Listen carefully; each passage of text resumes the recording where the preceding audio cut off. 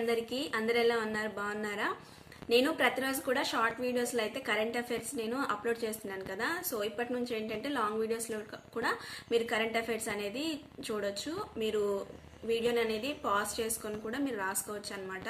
So చాలా మంది ఏంటంటే నన్ను అడుగుతున్నారు కరెంట్ అఫైర్స్ ఉంటే ప్రొవైడ్ చేయండి సిస్టర్ అని చెప్పేసి. సో అందుకని చెప్పేసి నేను ఎలాగో నేను రాసుకుంటాను కాబట్టి వాటిని మీకు చెప్తే అర్థమవుతుందని చెప్పేసి లాంగ్ వీడియోస్ కూడా నేను పెడుతున్నాను, చూడండి.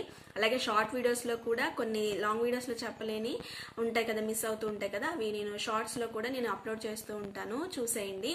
నేను ప్రీవియస్ వీడియోలో అయితే ఒక 4 కరెంట్ అఫైర్స్ గురించి అయితే నేను మీకు చెప్పాను. సో ఇప్పుడు మిగతా దాని కంటిన్యూషన్ పార్ట్ అయితే చూసేయండి. సో నెక్స్ట్ వచ్చేసి COP30 కాన్ఫరెన్స్ ఆఫ్ పార్టీస్ అన్నమాట. సో ఇదేంటి COP30 అంటే ఏంటి అనేది ఇప్పుడు చూసేద్దాము. పెరుగుతున్న భూతాపాన్ని తగ్గించడానికి దేశాలను ఏకీకృతం చేసే లక్ష్యంతో 2025వ సంవత్సరంకు COP30 సదస్సునైతే బ్రెజిల్లోని బెలేంలో అయితే నిర్వహించబడింది. ఏంటంటే COP30 అంటే ఏంటంటే మెయిన్గా పర్యావరణంని దృష్టిలో పెట్టుకొని ఈ కాప్ అనేది అయితే ఎస్టాబ్లిష్ చేయడం అయితే జరిగిందనమాట. సో ఇప్పుడు ఈ సంవత్సరం అంటే COP30 అనమాట ఇప్పుడు జరిగేది. అది ఎక్కడ జరిగింది అని అంటే బ్రెజిల్లోని బెలేంలో అయితే నిర్వహించబడింది అనమాట. బ్రెజిల్లోని బెలేంలో ఇదేంటంటే పర్యావరణంలో వేడిని తగ్గించడానికి ఇంకా పర్యావరణంలో ఉన్నటువంటి ప్రతి ఒక్క సమస్య మీద ఇదైతే చర్చిస్తుంది అనమాట. అయితే ఈ సంవత్సరం ఉన్నటువంటి ముఖ్య ఉద్దేశం ఏంటి COP30 అంటే శిలాజ ఇంధనాలు వినియోగంపై నియంత్రణ చేయాలన్నమాట. అంటే మనకి ఏదైతే ఈ ఎర్త్లో కొన్ని శిలాజాలు అయితే లభిస్తున్నాయో వాటితో మనం చాలా వరకు యూసేజ్ అయితే చేసుకుంటున్నాము. వాటి వినియోగంపై నియంత్రణ అంటే విచ్చలవిడిగా వాటిని ఖర్చు పెట్టకుండా వాటిని తగిన మోతాదులో ఖర్చు పెట్టుకొని మన పర్యావరణాన్ని రక్షించడం కోసం అనేది ఒక పాయింట్ అయితే వాళ్ళు నిర్ణయించుకున్నారు. నెక్స్ట్ వచ్చేసి భూతాపాన్ని పెంచుతున్న బొగ్గు, చమురు, సహజ వాయువులు వినియోగం తగ్గించడం. భూమి మీద తాపం అంటే వేడి కదా, సో ఈ భూమి మీద వేడి ఎక్కువగా అవుతుంది కాబట్టి సో దానికి సంబంధించినటువంటి కారణాలైన బొగ్గు, చమురు, సహజ వాయువులను వినియోగించడం అనేది కొంచెం తక్కువ చేయాలి అని చెప్పేసి నిర్ణయించుకున్నారనమాట. నెక్స్ట్ వచ్చేసి 2030 నాటికి వాతావరణ మార్పు కారణంగా అతి దారుణంగా నష్టపోయిన దేశాలు ఏవైతే ఉంటాయో వాటికి $30,000 కోట్ల అయితే అందించాలని చెప్పేసి ఈ కాప్లో అయితే నిర్ణయించుకున్నారనమాట. అయితే ఈ COP30 యొక్క ప్రెసిడెంట్ ఎవరు అని అంటే ఆండ్రీ లిగో పేరు గుర్తుంచుకోండి. అండ్ అలాగే ఈ కాప్ గురించి మనం ఆల్రెడీ COP30 అంటే ఇప్పుడు నేర్చుకున్నాం కాబట్టి అసలు ఫస్ట్ సమ్మిట్ ఎక్కడ జరిగింది, COP ఫస్ట్ సమ్మిట్ ఎక్కడ జరిగింది అంటే బెర్లిన్లో జరిగింది. 29వ సమ్మిట్ వచ్చేసి బాకు అజర్బైజాన్లో అయితే జరిగింది. ఎప్పుడు అంటే 2024లో జరిగిందనమాట. 31వది వచ్చేసి టర్కీలో జరగనుంది 2026లో. అయితే ఫస్ట్ సమ్మిట్ అనేది బెర్లిన్లో 1995వ సంవత్సరంలో జరిగింది. అంటే ఇప్పుడు 30 సంవత్సరాలు అయిందనమాట. 31st ఏమో అంటే 31వది ఇప్పుడు 30 జరిగింది 2026లో టర్కీలో జరగనుంది. 32వది ఏమో ఇథియోపియాలో జరగనుంది 2027లో. ఇది కాప్ యొక్క ఇన్ఫర్మేషన్. అలాగే ఇండియాలో ఎప్పుడైనా జరిగిందంటే జరిగింది 2002వ సంవత్సరంలో 8వ కాప్ సమ్మిట్ అయితే జరిగింది, న్యూఢిల్లీలో జరిగిందనమాట. ఈ కాప్లో మొత్తం ఎన్ని దేశాలు పాల్గొన్నాయి COP30లో అంటే 194 దేశాలు అయితే పాల్గొన్నాయి. అయితే ఈ కాప్లో మొత్తం సభ్యత్వ దేశాలు మొత్తం 198 అని గుర్తుంచుకోండి. అయితే ఈ కాప్ అనేది ఎప్పుడు స్థాపించబడింది అని అంటే 1992లో అయితే స్థాపించబడింది. అమల్లోకి వచ్చింది మాత్రం 1994వ సంవత్సరం నుంచి అయితే అమల్లోకి వచ్చిందనమాట. ఇది కాప్ యొక్క ఇంపార్టెంట్ పాయింట్స్. నెక్స్ట్ చూడండి, ఎయిర్ కార్గో సేవలను తిరిగి ప్రారంభించనున్న భారత్, ఆఫ్ఘనిస్తాన్. ఈ ఎయిర్ కార్గో సేవలు ఏవైతే ఉన్నాయో వాటిని మళ్ళీ రీస్టార్ట్ చేస్తుంది భారత్ అండ్ ఆఫ్ఘనిస్తాన్. భారత్ ఆఫ్ఘనిస్తాన్ సంబంధాల్లో ఎగుమతులు దిగుమతులకు సంబంధించి 2 ఎయిర్ కార్గో సేవలను అయితే ప్రారంభించడం జరిగింది. ఎన్ని అంటే 2 ఎయిర్ కార్గో సేవలను అయితే ప్రారంభించడం జరిగిందనమాట. ఎక్కడి నుంచి ఎక్కడికి అంటే కాబూల్ నుంచి ఢిల్లీకి, కాబూల్ నుంచి అమృత్సర్కి అయితే ప్రారంభించడం జరిగింది. Kabul to Delhi, Kabul to Amritsar. అయితే మన భారత్కి ఆఫ్ఘనిస్తాన్కి ఈ సరిహద్దు పొడవు ఎంత ఉంది అని అంటే 106 కిలోమీటర్లు అయితే ఉంది. సరిహద్దు రేఖ వచ్చేసి డ్యూరాండ్ రేఖ. ఆఫ్ఘనిస్తాన్ క్యాపిటల్ వచ్చేసి కరూల్, కరెన్సీ వచ్చేసి ఆఫ్ఘనీ, పిఎం అంటే అక్కడ ప్రైమ్ మినిస్టర్ వచ్చేసి హసన్ అకుంద్, భారత్ నుండి ఆఫ్ఘనిస్తాన్కి రాయబారి ఎవరు అని అంటే కరణ్ యాదవ్ గారు. మన భారతదేశం యొక్క రాజధాని వచ్చేసి ఢిల్లీ, అలాగే కరెన్సీ వచ్చేసి రూపీ.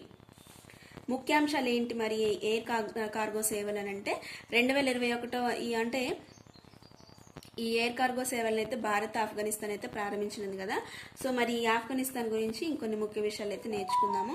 2021 సంవత్సరంలో ఆఫ్ఘన్ దేశంలో చిక్కుకున్న భారతీయులను తీసుకురావడానికి అని చెప్పేసి కేంద్ర ప్రభుత్వం ఏం చేసిందంటే ఆపరేషన్ గంగా అనే కార్యక్రమాన్ని అయితే ప్రారంభించింది. ఆపరేషన్ గంగా అనగానే మనకు గుర్తు రావాల్సింది ఆఫ్ఘనిస్తాన్లో తాలిబాన్లు ఆఫ్ఘనిస్తాన్ని ఆక్రమించుకున్నప్పుడు అక్కడ చిక్కుకున్న ప్రవాస భారతీయులు అయితే ఎవరైతే ఉన్నారో వాళ్ళని రక్షించడానికి అని చెప్పేసి మన గవర్నమెంట్ ఆఫ్ ఇండియా ఏం చేసింది అని అంటే ఈ ఆపరేషన్ గంగా అనే దాన్ని ప్రవేశపెట్టింది అనమాట. నెక్స్ట్ వచ్చేసి ఈ ఆఫ్ఘన్ దేశంలో చెస్ని ఏదైతే క్రీడ చెస్ ఉందో సో ఆ ఆటనైతే నిషేధించడం జరిగిందనమాట.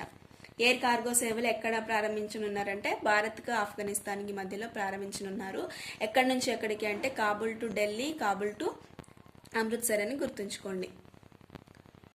నెక్స్ట్ నీతి ఆయోగ్ ఖనిజ కమిటీలో సింగరేణికి స్థానం లభించింది. దేంట్లో అంటే నీతి ఆయోగ్లో ఖనిజాల కమిటీ ఏదైతే ఉంటుందో దానిలో సింగరేణికి అయితే స్థానం లభించింది. అంటే ఖనిజాల గుర్తింపు అన్వేషణ కమిటీలో సంస్థ అంటే సింగరేణి సంస్థ యొక్క సిఎండి ఎవరైతే ఉన్నారో బలరాం గారు వారికైతే స్థానం లభించింది అనమాట. ఆ కమిటీలో ఎన్సీసీఎంను ప్రవేశపెట్టిన సంవత్సరం. ఎన్సీసీఎం అంటే నేషనల్ క్రిటికల్ మినరల్స్ అయితే ఏమైతే ఉన్నాయో వాటిని ప్రవేశపెట్టిన సంవత్సరం ఏంటంటే దానికి సంబంధించిన మిషన్ని ప్రవేశపెట్టిన సంవత్సరం ఏదంటే 2025 సంవత్సరము. అయితే 2024-25 నుండి ఒక సంవత్సరం అయితే 2030-31 ఇంకొక సంవత్సరం అనమాట. దేశంలో గుర్తించబడిన కీలక ఖనిజాలు ఎన్ని అని అంటే 30. ఎంఎండిఆర్ యాక్ట్ని ప్రవేశపెట్టిందంటే మినరల్స్ యాక్ట్ ఉంటుంది కదా, సో దాన్ని ప్రవేశపెట్టిన సంవత్సరం అయితే 1957 సంవత్సరం. ఎన్సీసీఎం నేషనల్ క్రిటికల్ మినరల్స్ని ప్రవేశపెట్టిన సంవత్సరం ఏంటంటే 2025. ఎంఎండిఆర్ అని అంటే ఏంటంటే మినరల్స్ యాక్ట్ ఉంటుంది కదా, సో ఆ యాక్ట్ని ప్రవేశపెట్టిన సంవత్సరం 1957. 4 క్రిటికల్ మినరల్స్ పై మన గవర్నమెంట్ ఆఫ్ ఇండియాకి అయితే అధికారం ఉంది. మొత్తం 30. ఆ 30లో 24 మీద మన గవర్నమెంట్కి అయితే అధికారం ఉంది. So world wide critical minerals ఉత్పత్తిలో చైనా అనేది అగ్రస్థానంలో ఉందన్నమాట. కేంద్ర బొగ్గు గనుల శాఖ మంత్రి జి కిషన్ రెడ్డి గారు. మళ్ళొకసారి గుర్తుంచుకోండి, మన సింగరేణికి స్థానం లభించింది. సిఎండి బలరాం గారు అయితే ఈ స్థానాన్ని పొందారు. ఖనిజాల గుర్తింపు అన్వేషణలో కమిటీ సంస్థలు అనమాట. సో ఎన్సీసీఎంలో ప్రవేశపెట్టిన సంవత్సరం అంటే నేషనల్ క్రిటికల్ మినరల్స్ దాన్ని ప్రవేశపెట్టిన సంవత్సరం 2025. కాలం వచ్చేసి 2024-25 ఒక సంవత్సరం, తర్వాత 30-31 రెండో సంవత్సరం. దేశంలో గుర్తించబడిన మొత్తం కీలక ఖనిజాలు 30. ఎంఎండిఆర్ యాక్ట్ను ప్రవేశపెట్టిన సంవత్సరం 1957. మొత్తం 24 క్రిటికల్ మినరల్స్ పై మన గవర్నమెంట్ ఆఫ్ ఇండియాకి అయితే అధికారం ఉంది. వరల్డ్ వైడ్ క్రిటికల్ మినరల్స్ ఉత్పత్తిలో చైనా అగ్రస్థానంలో ఉంది. మన కేంద్ర బొగ్గు గనుల శాఖ మంత్రి వచ్చేసి జి కిషన్ రెడ్డి గారు అయితే ఉన్నారనమాట.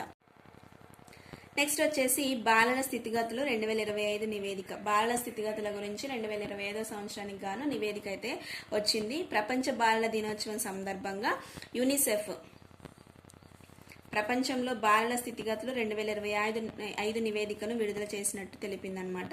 ఏంటి మరి ఈ నివేదికలో గణాంకాలు అని అంటే భారతదేశంలో మొత్తం పిల్లల్లో సగం మంది 20.6 కోట్ల మంది సేవాలోపాన్ని ఎదుర్కొంటున్నారు. సేవాలోపం అంటే ఏదో ఒక రకంగా పోషకాహార లోపము, ఇల్లు అనేది ఒక అలాంటిది కానీ, విద్య కానీ, వైద్యం కానీ ఇలాంటి ఏదో ఒకటైతే వాళ్ళు పొందలేకపోతున్నారు. ఎంతమంది అని అంటే 20.6 కోట్ల మంది.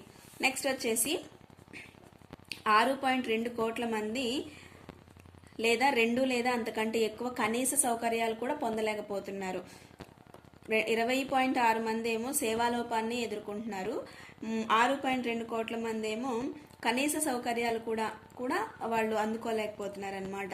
విద్య, వైద్యం, ఇల్లు, పోషకాహారం, రక్షిత నీరు, పారిశుద్ధ్యం ఇలాంటి 6 అంశాలపైన ఆధారంగా యూనిసెఫ్ ఈ పేదరికాన్ని అయితే లెక్కించిందనమాట. ఏంటేంటి అంటే విద్య, వైద్యం, ఇల్లు, పోషకాహారం, రక్షిత నీరు, పారిశుద్ధ్యం ఈ 6 అంశాలపై ఆధారంగా యూనిసెఫ్ అయితే పేదరికాన్ని లెక్కించింది. నెక్స్ట్ వచ్చి India's first autonomous drone system for real time lands mapping. India first time autonomous గా డ్రోన్ సిస్టమ్ అయితే ప్రవేశపెట్టింది. దేనికి అనంటే ల్యాండ్ మ్యాపింగ్ కోసం. ఇదేంటి అనంటే భూమి సర్వే చేసేటప్పుడు వాటి రూపకల్పనలో కొన్ని లోపాలు అయితే ఉంటాయి. సో వాటిని అధిగమించడానికి ఎన్ఐటి రూర్కెలా పరిశోధకులు ఏఐ డ్రోన్లను అయితే ప్రవేశపెట్టడం జరిగిందనమాట. భూమన చిత్రం అనే భూనక్ష నావిగేషన్ వ్యవస్థను అయితే రూపొందించారు. భూమన చిత్ర అని ఎవరనంటే ఎన్ఐటి రూర్కెలా పరిశోధకులు అనమాట. సో ఏంటంటే దీని యొక్క స్పెషాలిటీ ఏంటంటే ఇంటర్నెట్ అవసరం లేదు, కంప్యూటర్ అవసరం లేదు, హ్యూమన్ అంటే మానవులు ఎవరు కూడా జోక్యం కల్పించుకొని అవసరం లేకుండా ఈ డ్రోనే భూమి యొక్క మ్యాప్ని అయితే తయారు చేస్తుంది అనమాట. అంటే దీనికి ఇంటర్నెట్ అవసరం లేదు, కంప్యూటర్ అవసరం లేదు, మానవులు ఎవరు అంటే మనుషులు ఎవరు కూడా మనుషుల సాయంతో అయితే ఇది చెయ్యదు. ఓన్లీ ఆ ఏఐ డ్రోన్ ఏదైతే ఉందో అది దాని ఓన్గా అయితే భూమి యొక్క మ్యాప్ని అయితే తయారు చేయడం జరుగుతుందన్నమాట. నెక్స్ట్ వచ్చేసి దీని ఎయిమ్ ఏంటి అని అంటే భూ రికార్డులు ఆధునీకరణకు, పట్టణ ప్రణాళికలు, స్మార్ట్ సిటీ నమూనాల రూపకల్పన, పంటల పరిస్థితి, భూసారము, సాగునీటి అవసరాలు ఇలాంటి వాటి కోసం అయితే ఇది ఉపయోగపడుతుంది. నెక్స్ట్ వచ్చేసి 2021 ఏప్రిల్ 24న కేంద్ర పంచాయతీరాజ్ శాఖ స్వామిత్వ అనే పథకాన్ని అయితే ప్రవేశపెట్టడం జరిగిందనమాట. 2021 ఏప్రిల్ 24న కేంద్ర పంచాయతీరాజ్ శాఖ స్వామిత్వ అనే పథకాన్ని అయితే ప్రవేశపెట్టడం జరిగింది. నేషనల్ వాటర్ షెడ్ అని చెప్పేసి షార్ట్ వీడియోస్లో అయితే చెప్పుకున్నాం కదా. సో అది కూడా ఇది చదివేటప్పుడు మీరు ఒకసారి రివిజన్ చేసుకోండి, సరిపోతుంది. కరెంట్ అఫైర్స్ అందరికీ అర్థమైందని అనుకుంటున్నాను. సో అలాగే షార్ట్ వీడియోస్లో కూడా కొన్ని దీంట్లో చెప్పలేనివి షార్ట్ వీడియోస్లో కూడా నేను అప్లోడ్ చేస్తూ ఉంటాను, చూసేయండి. అండ్ అలాగే మన ఇన్స్టాగ్రామ్ పేజ్ అయినటువంటి స్టడీ సిరీస్ 1111 ఛానల్ని కూడా ఫాలో అవుతూ ఉండండి. మీకు ఇంకా మరిన్ని అప్డేట్స్ అయితే అందుతాయి. ఇప్పుడు మెయిన్గా ఈఎంఆర్ఎస్కి సంబంధించిన క్వశ్చన్స్ అయితే అందులో అప్లోడ్ చేస్తాను, చూసేయండి. ఈ వీడియో కనుక మీకు నచ్చినట్లయితే ఖచ్చితంగా లైక్ చేయండి. Thank you for watching.